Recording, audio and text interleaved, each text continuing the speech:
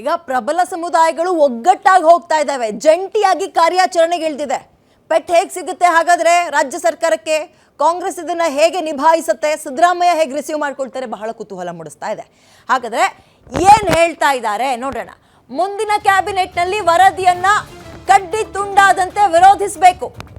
ಲಿಂಗಾಯತ ಮಂತ್ರಿಗಳಿಗೆ ಶಾಮನೂರ್ ಅವರು ಹೇಳಿರುವಂತಹ ಸೂತ್ರ ಇದು. ಒಕ್ಕಲಿಗ ಲಿಂಗಾಯತ ನಾಯಕರುಗಳಿಗೆ ಶಾಮನೂರು ಅವರು ಸೂಚನೆ ಕೊಟ್ಟಿದ್ದಾರೆ. ಬರೀ ಲಿಂಗಾಯತ ನಾಯಕರಿಗೆ ಮಾತ್ರ ಅಲ್ಲ, ಒಕ್ಕಲಿಗರು ಸೇರಿದಂತೆ ನಾವಿಲ್ಲೇನ್ ಪತ್ರ ಕೊಡ್ತೀವಿ ತಗೊಂಡೋಗಲ್ಲಿ ಕೊಡಿ, ನಾವಿಲ್ಲೇನ್ ಚರ್ಚೆ ಮಾಡ್ತೀವಿ ಅದನ್ನ ತಗೊಂಡೋಗಲ್ಲಿ ಹೇಳಿ. ಈ ಸಭೆಯ ನಿರ್ಧಾರ ಸಂಪುಟದಲ್ಲಿ ಪ್ರಸ್ತಾಪ ಆಗಬೇಕು. ಅಂಡ್ ನಮ್ಮ ನಿಲುವು ಒಂದೇ, ಅದು ಕಡ್ಡಿ ತುಂಡಾದಂತ ಹೇಳ್ಬೇಕು. ಇದನ್ನ ನಾವು ಒಪ್ಪಕ್ಕೆ ಸಾಧ್ಯನೇ ಇಲ್ಲ ಅಂತ ಸಂಪುಟದ ಸಚಿವರಿಗೆ ನೋಟ್ ನೀಡಲು ಕೂಡ ನಿರ್ಧಾರ ಮಾಡ್ಕೊಂಡಿದ್ದಾರೆ. ಅಂದ್ರೆ ಆಯಾ ಸಮುದಾಯದವರಿಗೆ, ಒಕ್ಕಲಿಗರು, ಲಿಂಗಾಯತರು. ಆ ನೋಟನ್ನ ನೀವು ಸಿದ್ದರಾಮಯ್ಯ ಅವ್ರಿಗೂ ತಗೊಂಡೋಗಿ ಕೊಡಿ.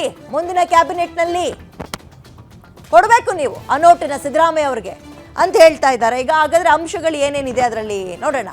ಆ ನೋಟ್ ಅನುಸಾರವೇ ನೀವು ಮಾತನಾಡಬೇಕಾಗತ್ತೆ. ಇಲ್ಲೇನ್ ನಿರ್ಧಾರ ಮಾಡ್ತೀವಿ ಅದನ್ನೇ ತಗೊಂಡೋಗಿ ಹೇಳಿ. ನಮ್ಮ ನಿರ್ಧಾರ ಒಂದೇ, ನಮ್ಮ ಸಚಿವ ಸ್ಥಾನ ಹೋದ್ರೂ ಪರವಾಗಿಲ್ಲ, ನಾವು ಈ ಗಣತಿಯನ್ನ ಒಪ್ಪಲ್ಲ, ನಮ್ಮ ವಿರೋಧ ಮುಂದುವರಿಯುತ್ತೆ. ಒಂದ್ ವೇಳೆ ನಮ್ಮನ್ನ ವಿರೋಧಿಸ್ಕೊಂಡು ನೀವು ಇದನ್ನ ಜಾರಿಗೆ ತರ್ತೀರಾ?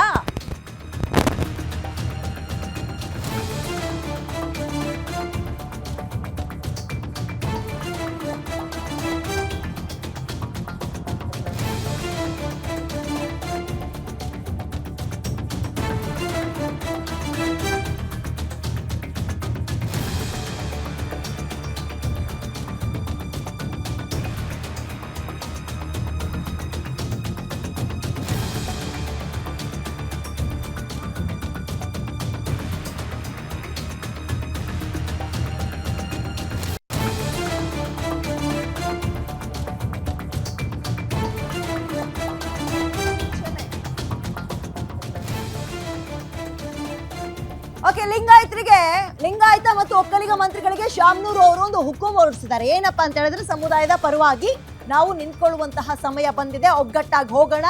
ಇದು ಬರೀ ಲಿಂಗಾಯತರು ಒಂದು ಸಮುದಾಯ, ಒಕ್ಕಲಿಗರು ಒಂದು ಸಮುದಾಯ ಅಂತಲ್ಲ, ನಾವಿಬ್ರು ಜಂಟಿಯಾಗಿ ಹೋಗ್ಬೇಕು, ಫೋರ್ಸ್ ಡಬಲ್ ಆಗ್ಬೇಕು. ಡಬಲ್ ಎಂಜಿನ್ ಸರ್ಕಾರ ಅಂತೀವಲ್ಲ, ಹಂಗೆ ಡಬಲ್ ಎಂಜಿನ್ ಸಮುದಾಯ ಆಗುತ್ತೆ ನೋಡಿ. ಇವಾಗ ಒಕ್ಕಲಿಗರು ಮತ್ತು ಲಿಂಗಾಯತರು ಒಟ್ಟಾಗಿ ಹೋದ್ರೆ ಸರ್ಕಾರಕ್ಕೆ ಇದು ಬಿಸಿ ತುಪ್ಪವಾಗೋದ್ರಲ್ಲಿ ನೋ ಡೌಟ್. ಸಿದ್ದರಾಮಯ್ಯ ಅವ್ರಿಗೆ AI ಒಂದು ವರದಿನ ಕೊಟ್ಟಿರ್ಬೋದು, ಹಿಂದವೇ ಪ್ರಾಬಲ್ಯ ಇದೆ ಅಂತ ಹೇಳಿರ್ಬೋದು. ಬಟ್ ಒಕ್ಕಲಿಗ ಲಿಂಗಾಯತರನ್ನ ಎದುರಾಕೊಂಡ್ರೆ ಏನಾಗುತ್ತೆ? ಏನ್ ಹೇಳ್ತಾರೆ ಕ್ಯಾಬಿನೆಟ್ ನಲ್ಲಿ, ಹೇಗೆ ಪ್ರಸ್ತಾಪ ಮಾಡ್ತಾರೆ ಲೀಡರ್ಸ್ಗಳು? ಮೋರ್ ಡೀಟೇಲ್ಸ್ ನನ್ನ ಕಲಿಗ ಮಾರುತಿ ನೀಡ್ತಾರೆ. ಲೈವ್ ಜಾಯ್ನ್ ಆಗ್ತಿದ್ರೆ. Good morning Maruti. ಪ್ರಬಲ ಸಮುದಾಯಗಳೆರಡೂ ಕೂಡ ಒಗ್ಗಟ್ಟಾಗಿ ಈ ಹೋರಾಟಕ್ಕೆ ನಿಂತ್ರೆ ಸಿದ್ದರಾಮಯ್ಯಗೆ ಯಾವ ರೀತಿಯ ಒಂದು ಕಷ್ಟ ಆಗ್ಬೋದು, ಯಾವ ರೀತಿ ಇದನ್ನ ನಿಭಾಯಿಸಬಹುದು ಅವರು? ವಿದ್ಯಾ, ವೆರಿ ಗುಡ್ ಮಾರ್ನಿಂಗ್. ಮೊದಲನೇದಾಗಿ ರಾಜ್ಯದಲ್ಲಿ ಜಾತಿ ಜ್ವಾಲಾಮುಖಿ ದಿನದ ದಿನಕ್ಕೆ ಜಾಸ್ತಿ ಆಗ್ತಾ ಇದೆ, ಅದರಲ್ಲಿ ಎರಡು ಮಾತಿಲ್ಲ. ಒಂದು ಕಡೆ ಅಹಿಂದ ಒಕ್ಕೂಟಗಳು ಇದನ್ನು ಜಾರಿ ಮಾಡಲೇಬೇಕು ಅನ್ನುವಂಥ ಒಂದು ಒತ್ತಾಯ ಮತ್ತು ಒತ್ತಡವನ್ನು ಮುಖ್ಯಮಂತ್ರಿ ಸಿದ್ದರಾಮಯ್ಯ ಅವರ ಮೇಲೆ ಮಾಡ್ತಾ ಇದ್ದಾರೆ.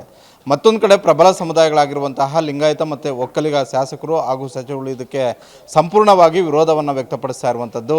ಕಳೆದ ಕ್ಯಾಬಿನೆಟಲ್ಲೂ ಕೂಡ ಈ ವಿಚಾರದ ಬಗ್ಗೆ ಭಾಳಷ್ಟು ಗಂಭೀರವಾಗಿ ಚರ್ಚೆಯನ್ನು ಮಾಡಿದರು. ಸ್ವತಃ DCM DK ಶಿವಕುಮಾರ್ ಸೇರಿದಂತೆ ಪ್ರಬಲ ಸಮುದಾಯದ ಎರಡೂ ಸಮುದಾಯದ ಸಚಿವರು ಕೂಡ ಆಕ್ಷೇಪವನ್ನು ವ್ಯಕ್ತಪಡಿಸಿದರು.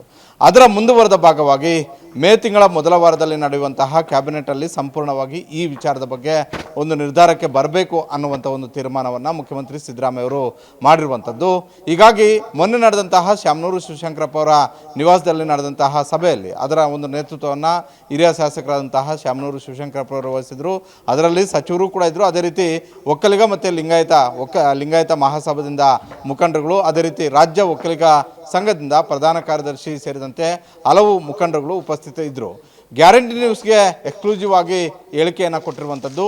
ಅದರಲ್ಲೂ ಪ್ರಮುಖವಾಗಿ ಶಾಮನೂರು ಶಿವಶಂಕರಪ್ಪ ಅವರ ಅಣತಿಯಂತೆ ಎರಡೂ ಸಮುದಾಯದ ಸಚಿವರು ಕೂಡ ಮುಂದಿನ ವಾರ ನಡೆಯುವಂತಹ ಕ್ಯಾಬಿನೆಟಲ್ಲಿ ತಮ್ಮ ಒಂದು ವಿಚಾರವನ್ನು ಪ್ರಸ್ತಾಪವನ್ನು ಮಾಡ್ತಾರೆ ಅಂತ.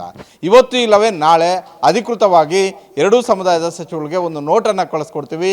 ಆ ನೋಟಿನ ಅನುಸಾರ ಅವರು ಕ್ಯಾಬಿನೆಟ್ ಸಭೆಯಲ್ಲಿ ವಿಚಾರಗಳನ್ನು ಮಂಡನೆ ಮಾಡಬೇಕು.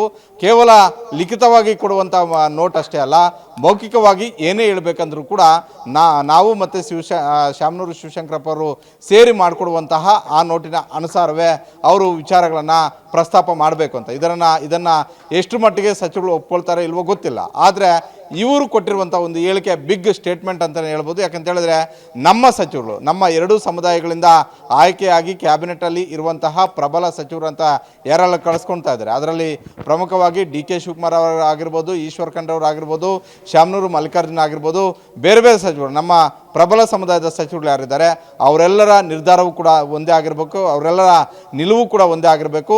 ನಾವು ಮೊನ್ನೆ ಶಾಮನೂರು ಶಿವಶಂಕರಪ್ಪ ಅವ್ರ ಮನೆಯಲ್ಲಿ ನಡೆದಂತಹ ಸಭೆಯಲ್ಲಿ ಆ ನಿರ್ಧಾರವನ್ನು ಮಾಡಿದ್ವಿ. ಇದನ್ನು ಖಂಡ ತುಂಡವಾಗಿ ವಿರೋಧ ಮಾಡಬೇಕು. ಯಾವುದೇ ಕಾರಣಕ್ಕೂ ಈ ಅಂಕಿಅಂಶಗಳನ್ನು ನಾವು ಒಪ್ಪೋದಕ್ಕೆ ಸಾಧ್ಯವೇ ಇಲ್ಲ. ಬೇಕಿದ್ರೆ ಮತ್ತೊಮ್ಮೆ ಜಾತಿ ಗಣತಿಯನ್ನು ಮಾಡಲಿ ಅನ್ನುವಂಥ ಒಂದು ಸಲಹೆಯನ್ನು ಕೊಟ್ಟಿರುವಂಥದ್ದು. ಹೀಗಾಗಿ ಇವತ್ತು ಇಲ್ಲವೇ ನಾಳೆ ಸಚಿವರ ಕೈ ಸೇರುವಂತಹ ಈ ಒಂದು ನೋಟ್ಗೆ ಎಷ್ಟು ಮಟ್ಟಿಗೆ ಸಚಿವರು ಮಾನ್ಯತೆಯನ್ನು ಕೊಡ್ತಾರೆ, ಸಚಿವ ಸಂಪುಟದಲ್ಲಿ ಇದೇ ವಿಚಾರಗಳನ್ನ ಪ್ರಸ್ತಾಪ ಮಾಡಿದ್ದೆ ಆದರೆ ಎರಡು ಸಮುದಾಯದ ಸಂಘಗಳು ಕೊಡುವಂತಹ ಇನ್ನೊಂದು ಪ್ರಶ್ನೆ. ಓಕೆ, ಎರಡೂ ಪ್ರಬಲ ಸಮುದಾಯಗಳು ಜಂಟಿಯಾಗಿ ಹೋದ್ರೆ ಸಿದ್ದರಾಮಯ್ಯಗೆ ಅದು ನುಂಗಲಾರದ ಬಿಸಿ ತುಪ್ಪವೇ ಸರಿ. ಬಟ್ ಲಿಂಗಾಯತ ನಾಯಕರುಗಳ ಇದರಲ್ಲಿ ಭಿನ್ನಾಭಿಪ್ರಾಯ ಇದೆ. ಅದರಲ್ಲೂ ಕಾಂಗ್ರೆಸ್ ಅಂತ ತಗೊಂಡ್ರೆ ಎಂ ಬಿ ಪಾಟೀಲ್ ಅವ್ರದ್ದೇ ನಡೆ ಒಂದ್ ರೀತಿ, ಉಳಿದಂತಹ ಲಿಂಗಾಯತ ನಾಯಕರದ್ದೇ ಒಂದ್ ರೀತಿ ಹೋರಾಟ ಆಗ್ತಾ ಇದೆ. ಇದು ಹೇಗ್ ನಡೆಯುತ್ತೆ ಹಾಗಾದ್ರೆ? ಇವರಲ್ಲೇ ಒಗ್ಗಟ್ಟಿಲ್ವಲ್ಲ ಲಿಂಗಾಯತ ಸಮುದಾಯದ ನಾಯಕರಲ್ಲಿ? ಖಂಡಿತ ಸಚಿವ ಸಂಪುಟದಲ್ಲಿ ಒಂದಷ್ಟು ಭಿನ್ನಾಭಿಪ್ರಾಯಗಳು ಇರುವಂಥದ್ದು ನಿಜ. ಆದರೆ ಸಮುದಾಯದ ವಿಚಾರಕ್ಕೆ ಬಂದಾಗ ಸಹಜವಾಗಿ ತಮ್ಮ ಭಿನ್ನಾಭಿಪ್ರಾಯಗಳು ಏನೇ ಇದ್ದರೂ ಕೂಡ ಅವುಗಳನ್ನು ಬದಿಗೊತ್ತಿ ಸಮುದಾಯದ ಪರ ನಿಲ್ಲಬೇಕಾಗಿರುವಂಥ ಒಂದು ಅನಿವಾರ್ಯ ಪರಿಸ್ಥಿತಿ ನಿರ್ಮಾಣ ಆಗಿರುವಂಥದ್ದು ನಿಜ.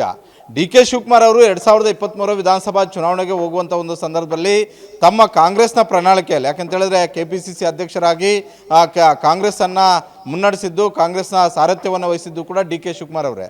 ಅವತ್ತು ಚುನಾವಣಾ ಪ್ರಣಾಳಿಕೆಯಲ್ಲಿ ಈ ವಿಚಾರವನ್ನು ಅಹಿಂದ ಮತಗಳನ್ನು ಒಗ್ಗೂಡಿಸುವ ಹಾಗೂ ಅಹಿಂದ ಮತಗಳನ್ನು ಸೆಳೆಯುವ ಸಲುವಾಗಿ ಚುನಾವಣಾ ಪ್ರಣಾಳಿಕೆಯಲ್ಲೇ ಈ ರಿಪೋರ್ಟನ್ನು ಜಾರಿ ಮಾಡ್ತೀವಿ ಅನ್ನುವಂಥದ್ದನ್ನು ಸೇರಿಸಿದ್ರು.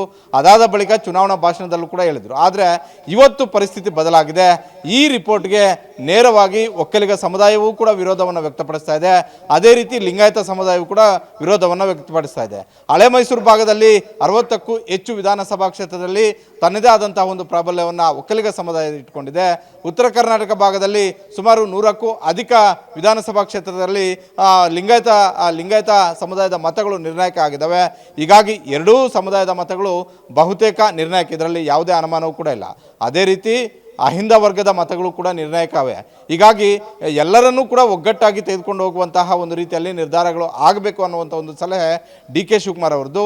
ಆದರೆ ಡಿ ಕೆ ಶಿವಕುಮಾರ್ ಅವರಾಗಿರ್ಬೋದು, ಈಶ್ವರ್ ಖಂಡ್ರೆ ಅವರಾಗಿರ್ಬೋದು, ಎಂ ಬಿ ಪಾಟೀಲ್ ಅವರಾಗಿರ್ಬೋದು, ಎಚ್ ಕೆ ಪಾಟೀಲ್ ಅವರಾಗಿರ್ಬೋದು, ರಾಮಲಿಂಗಾರೆಡ್ಡಿ ಅವರ ಮೇಲೆ ಇರುವಂತಹ ಒತ್ತಡ ಏನು ಅಂತ ಹೇಳಿದ್ರೆ, ನೀವು ಒಂದು ವೇಳೆ ಅಹಿಂದ ಒಕ್ಕೂಟಗಳ ಒತ್ತಡಕ್ಕೆ ಮಣಿದಿದ್ದೆ ಆದರೆ ಮುಂದಿನ ದಿನಗಳಲ್ಲಿ ನಿಮ್ಮ ಒಂದು ರಾಜಕೀಯವೂ ಕೂಡ ಕಷ್ಟ ಆಗುತ್ತೆ ಅನ್ನುವಂಥ ಒಂದು ಸಂದೇಶವನ್ನು ರವಾನೆ ಮಾಡುವಂಥ ಒಂದು ಕೆಲಸ ಶಾಮನೂರು ಶಿವಶಂಕರಪ್ಪ ಹಾಗೂ ಒಕ್ಕಲಿಗ ಹಾಗೂ ಒಕ್ಕಲಿಗರ ಸಂಘ ಹಾಗೂ ಲಿಂಗಾಯತ ಮಹಾಸಭಾ ಸಲಹೆ ಮತ್ತು ಸೂಚನೆಗಳು ಇದನ್ನು ಎಷ್ಟು ಮಟ್ಟಿಗೆ ಫಾಲೋ ಮಾಡ್ತಾರೆ ಅನ್ನುವಂಥದ್ದನ್ನು ಕಾದು ನೋಡಬೇಕಾಗಿದೆ.